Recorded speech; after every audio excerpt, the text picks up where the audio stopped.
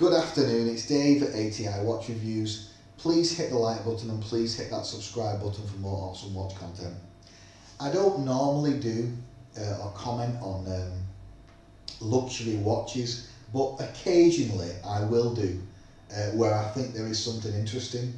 And I think this new Pelagos from Tudor is going to be a very popular watch because it ticks a lot of boxes for a lot of people. But I'm going to explain a little bit about the new release. Now, I've not actually obviously seen this watch in person. I'm going off what I've seen from other YouTubers and of course off Tudor's website, which we're on now.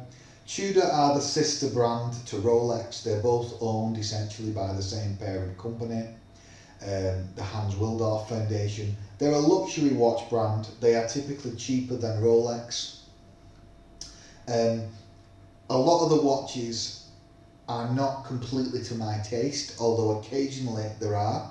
And the Pelagos, or the Pelagos, however you want to pronounce it, is definitely the watch that I would buy if I was buying a luxury dive watch. It's in the top 5 that I would be interested in, especially because it doesn't completely and absolutely destroy the bank. It's less than £4,000 new. And you can pick them up cheaper than that in the second-hand market. Now, the Pelagos traditionally is a 42mm watch. This is the 42mm version. Okay. This is more my size with a bigger clasp, the bigger watch face. You know, the bigger lug to lug. More hefty. It's probably about 150 grams. It is a titanium watch, so it's going to be a lot lighter than if this was in completely solid stainless steel. There is another downside to a Tudor watch, to a titanium watch, and that is that they can scratch more than stainless steel. But this was a 500 meter water resist diving behemoth. It was 42mm, but that's the bezel diameter, so it felt smaller. Anyway, but they've released a new one called the Pelagos 39, which is what everyone's talking about. And this is only a 200-meter watch, so it is still a dive watch. And it has got excellent timekeeping. It's an automatic, but they've dropped it down to 39mm. Now, I've just watched Bark and Jack's review of it, and he's measured it, and it is only, well, it is actually 40mm in the bezel diameter, but only 47mm in the lug to lug, and the thickness is 12mm. For a lot of people, they're going to prefer this version. Having it this size is going to be much more preferred by more people, I would think, than the 42mm. But interestingly, this is only, the Pelagos 39 is only about 110 to 120 grams on the stainless steel bracelet. Sorry, on the titanium bracelet, which I think is pretty insane. That is almost too light for me. That as a luxury watch, would I really want my luxury watch to be so light? I'm not sure that I would. Still has the ceramic bezel. It now has a kind of sunbursty dial, and it has a red Pelagos on the dial, which is again superior. I think it is superior having it a little bit sunburst and having the Pelagos in red. They've kept the ceramic bezel, they've decreased the water resistance, but most people will never ever need 200 meter, never mind 500 meter water resistance, because very few real divers are actually buying these watches, as I've said many times before.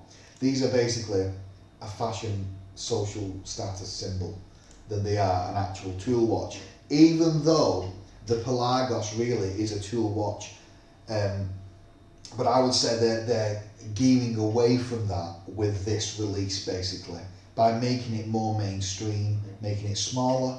Now, the normal Pelagos is going to be about 150 grams in 42mm on a titanium bracelet. This is only, as I've said, 110 to 120 grams, which is really, really light for a fully stainless steel. It'll be super comfortable, but will it almost be too light? That's possibly the case. I love the snowflake hands on this model. I've always liked them. I like Tudor in general, but some of their watches are not to my taste. The reason why I like the Pelagos so much is because of its tooly kind of look, and because traditionally it has a ceramic bezel, and the other Tudor watches don't, a lot of them don't. Another thing to mention in regards to the differences between the Pelagos 42 and the Pelagos 39 is they've changed the clasp. The clasp has a quick adjust mechanism now. Well, it still has a quick adjust mechanism, like on the fly adjustment on the 39, which is great. But this is only on the bracelet model, obviously. But if we go back to the Pelagos 42, this has an additional system as well as the quick adjustment. You get this spring kind of ratchet system where it's for true professional divers when you're going underwater with the compression of the wetsuit. If you put it into this setting, the spring will actually make the tightness of the watch, like the sizing of the watch bracelet, adjust based upon the compression of your wrist with the wetsuit. So personally, I don't think I would ever use that really in the real world, but that's just another thing to mention there. The 42 one being 32%, well, nearly a third heavier at 150 grams, which is still medium to light for a luxury diver. With that clasp and at 42mm size compared to this one, the 39mm size, which is only 115 grams, something like that, and with this clasp, which is still long, but it doesn't have that spring mechanism. Not that most people would actually use it, so this clasp may actually be better for most people in reality.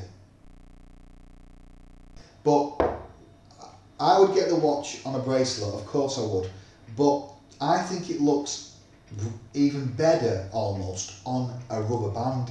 But my biggest criticism of this watch, other than the size, which for my personal taste is too small, having the watch 39mm case is and 40mm bezel is too small for my liking personally. My wrist size of 7¼ needs to be bigger. It needs to be more like 41, a true 41 or a true 42 really.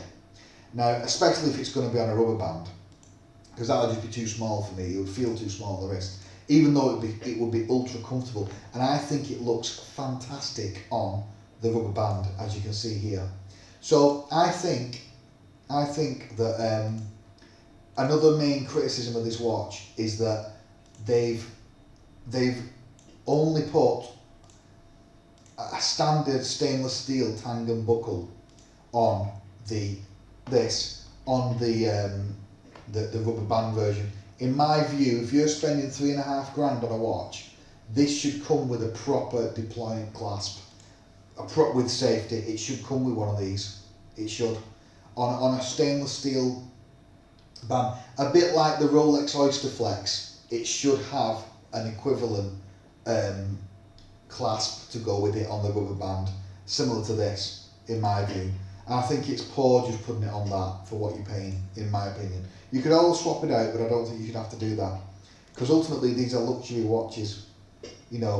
Having that on a luxury watch is in my view not completely acceptable.